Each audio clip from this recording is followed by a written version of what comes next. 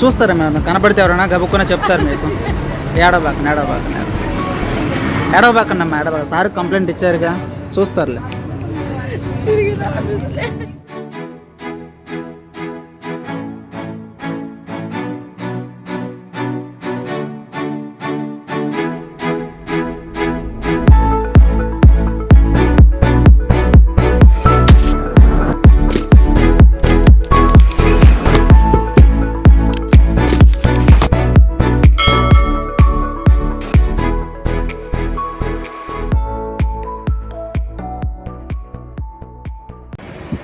Hi friends, welcome to మన ఊరు కబుర్లు.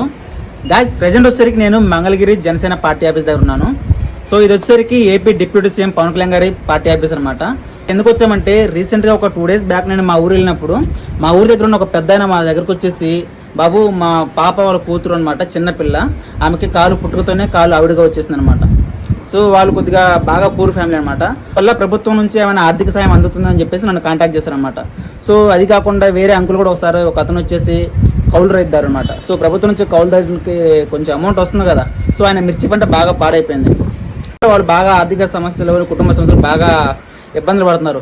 సో వాళ్ళిద్దరూ అడిగింది ఏంటంటే, బాబు కొద్దిగా పవన్ కళ్యాణ్ సార్ ఆఫీస్ దగ్గరకు మాకు వెళ్ళడానికి దారి చెప్పవా, సార్ మేము కలుస్తాము, కొద్దిగా మా పరిస్థితి బాగలేదు అని చెప్పేసి చెప్పారన్నమాట.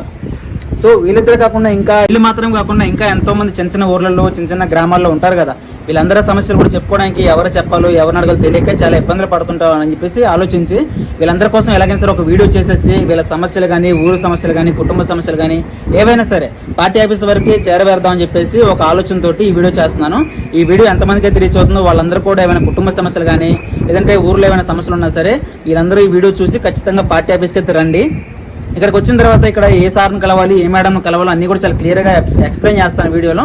సో మీరు ప్రతి ఒక్కరు అయితే వచ్చేసి పార్టీ ఆఫీస్కి వచ్చేసి ఇక్కడ ఉన్న మేడం గారికి కలిసి మీ కుటుంబ సమస్య అవ్వండి, ఊర్లో సమస్యలు అవ్వండి, ఏవైనా సరే వచ్చేసి ఇక్కడికి వచ్చేసి మీరు ఒక లెటర్ రాసి మేడం గారికి ఇస్తే మేడం గారు పవన్ కళ్యాణ్ సార్ వరకు అయితే ఏర్పాటు చేస్తారు. సో ఇక లేట్ చేయకుండా వీడియోలోకి వెళ్ళిపోదాము. ప్రతి ఒక్కరు మాత్రం వీడియోకి ఒక లైక్ చేసి సబ్స్క్రైబ్ చేసుకోండి. మీరు చేసే ప్రతి లైక్ వల్ల ఈ వీడియో ఇంకొకరికైతే వెళ్తుందన్నమాట. సో వాళ్ళకి ఏదో ఒక విధంగా ఉపయోగపడవచ్చు అన్నమాట. సో ప్రతి ఒక్కరు మాత్రం వీడియోకి లైక్ చేయడం మర్చిపోవద్దు. అండ్ అలాగే ఈ వీడియో చూస్తున్న వాళ్ళలో పవన్ కళ్యాణ్ గారి ఫ్యాన్స్ కానీ, అండ్ అలాగే మన జన సైనికులు కానీ ఎవరైనా ఉంటే సరే వీడియోకి లైక్ చేసి సబ్స్క్రైబ్ చేసుకోండి. ఇక వీడియోతో స్టార్ట్ చేద్దాం. Let's go. Okay guys, present అయితే నేను గుంటూరు విజయవాడ హైవేలో వెళ్తున్నాను. ఇక్కడ నుంచి మనం వెళ్ళాల్సిన మంగళగిరి జనసేన పార్టీ ఆఫీస్కి ఇంచుమించుగా ఒక 25 కిలోమీటర్లు ఉంటుంది. సో వీడియోని అయితే ఎక్కడ స్కిప్ చేయకుండా చూస్తేనే మీకు కంప్లీట్ రూట్ మ్యాప్ అయితే అర్థమవుతుంది. సో మనం వెళ్ళే దారిలో మనకు కంపల్సరీగా ఆచార్య నగర్ యూనివర్సిటీ అండ్ అలాగే టోల్ గేట్ 2 తగులుతాయి అన్నమాట. సో మొత్తానికైతే టోల్ గేట్ దగ్గరకు వచ్చాము. ఈ టోల్ గేట్ దగ్గర బైకుల వాళ్ళు అయితే ఒక 1 సైడ్ నుంచి అయితే వెళ్ళిపోవచ్చు. ఇక్కడ మన టోల్ గేట్ వాళ్ళు ఎవరు కూడా ఆపరు.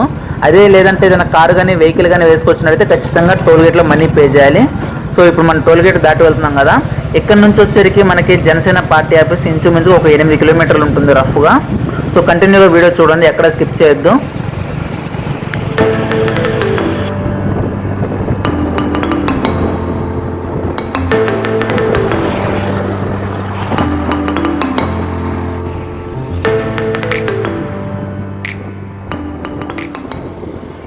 ఓకే, మొత్తానికైతే మనం మంగళగిరి చేరుకున్నాము.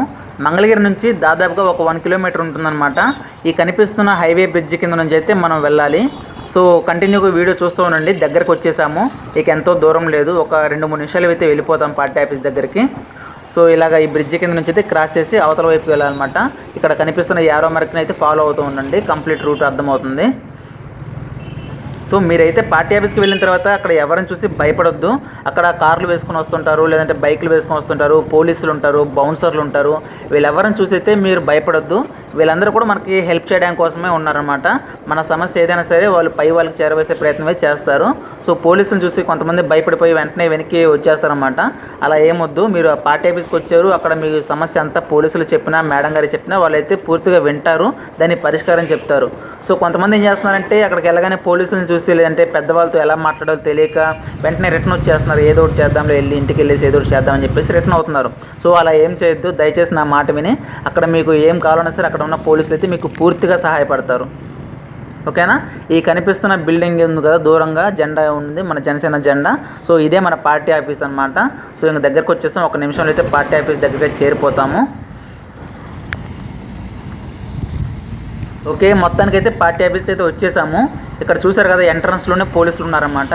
అంటే వీళ్ళు మీరు ఏ పని మీద వచ్చారు, ఏ ఊరు నుంచి వచ్చారు అని అడిగి మన డీటెయిల్స్ అయితే తీసుకుంటారు. ఆ తర్వాత మన సమస్యను బట్టి అక్కడ ఉన్న మేడం గారి దగ్గర అయితే మనల్ని పంపిస్తారు. సో ఈ పార్టీ ఆఫీస్ చూసారు కదా, ఇదైతే కొత్తగా కడుతున్న బిల్డింగ్ అనమాట. అంటే పాత పార్టీ ఆఫీస్ వచ్చేసరికి చిన్న రేకుల షెడ్ లాగా చిన్న ఆఫీస్ అనమాట అది. అయితే తర్వాత ఇప్పుడు పెద్ద బిల్డింగ్ కడుతున్నారు. అంటే చాలామంది సమస్యలు చెప్పుకోవడానికి చాలామంది పార్టీ కార్యకర్తలు కానివ్వండి, అలాగే ప్రజలు కానివ్వండి, అందరూ వస్తూ పోతుంటారు కదా, ఆఫీస్ అయితే సరిపోవట్లేదు. అందువల్ల ఈ కొత్త కొత్త బిల్డింగ్ అయితే కన్స్ట్రక్ట్ చేస్తున్నారు. ఇక్కడ కనిపిస్తున్న ఈ తాటికి పందిరు అయితే మనకి దూరం నుంచి చిన్న చిన్న ఊర్ల నుంచి వస్తుంటారు కదా, వాళ్ళందరూ ఎండన పడి వస్తున్నారు కాబట్టి వాళ్ళందరి కోసం మజ్జిగ అయితే ఏర్పాటు చేశారు. దాదాపుగా 1 మంత్ నుంచి కూడా ఇలాగే ఏర్పాటు చేస్తున్నారు మజ్జిగ. అండ్ అలాగే రోడ్డు మీద వెళ్ళే బైక్ మీద వెళ్ళే వాళ్ళు కానివ్వండి, ఆటోలో వెళ్ళే వాళ్ళు కానీ వాళ్ళు కూడా ఆగి మజ్జిగ తాగొచ్చు. ఎవరు మాత్రం ఎవరిని ఏమీ అనరు. ఎవరైనా సరే వచ్చి వాళ్ళు మజ్జిగ తాగి దాహం తీర్చుకుని వెళ్ళొచ్చు. సో ఇది వచ్చేసరికి అయితే మొత్తం పార్టీ ఆఫీస్ ఎంట్రన్స్ అనమాట, మెయిన్ ఎంట్రన్స్ ఇది. సో చూస్తున్నారు కదా, ప్రజెంట్ అయితే ఇక్కడ సార్ లేరు కాబట్టి మొత్తం గేట్స్ అన్ని క్లోజ్ చేసి ఉన్నాయి. ఒకవేళ సార్ వస్తే ఈ గేట్లని ఓపెన్ చేసి లోపల పంపిస్తారు. కొత్త బిల్డింగ్ చూసారు కదా, చాలా బాగుంది. త్వరలో ఓపెనింగ్ కూడా ఉందన్నమాట. ఇంకా వర్క్ అయితే కంప్లీట్ అవ్వలేదు. ఇక్కడ కనిపిస్తున్న ఈ చిన్న గూడారంలా ఉంది కదా, ఇక్కడికి వచ్చేసరికి పార్టీ సంస్థ కార్యకర్తలు కానీ ఏదైనా పర్సనల్ మీటింగ్ లాంటివి ఏమైనా ఉంటే అక్కడ గూడారంలో జరుగుతుంటాయి అనమాట. సో మనం అక్కడికి వెళ్ళాల్సిన పని లేదు. ఇక్కడ కనిపిస్తుంది కదా మనకి చిన్న టెంట్ లాగా, ఇక్కడికైతే ఊరు నుంచి వచ్చే వాళ్ళు కానివ్వండి, సిటీలో వాళ్ళు కానివ్వండి, సమస్యలు చెప్పుకునే వాళ్ళందరూ కూడా ఇక్కడ ఏర్పాటు చేశారనమాట. సో అక్కడికి వెళ్ళేసి మన సమస్య అని చెప్పేసి అక్కడ కూర్చుంటే వాళ్ళు మనకు పలానా టైంలో పిలుస్తాం, ఒక పావు గంట ఆగండి లేదంటే ఒక 10 మినిట్స్ ఆగండి అని చెప్పి మేము పిలుస్తామని చెప్పేసి మనకు కబురు పెడతారు.